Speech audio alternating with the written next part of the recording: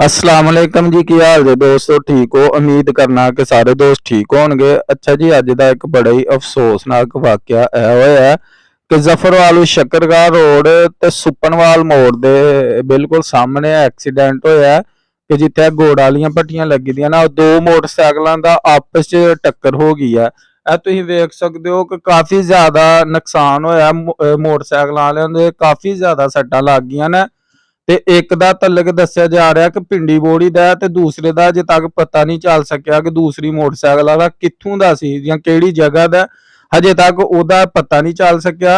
ते 1122 वाले 1122 वाले आ गए ने ते तुसीं वेखो मोटरसाइकिल दा की हालात ने कि मोटरसाइकिल टुट ही गई है। तुसीं वेख सकदे हो जफरवाल शकरगाह रोड ते सुपनवाल मोड़ दे बिल्कुल सामने एक्सीडेंट होया। मोटरसाइकिल दा नंबर जे तुसीं वेखो मोटरसाइकिल दा एक्सीडेंट होया ते हजे तक पता नहीं चल सका कि एक मोटरसाइकिल वाला कित्थों दा है। गुड़ वाली भट्टियां दे बिल्कुल सामने एक्सीडेंट होया।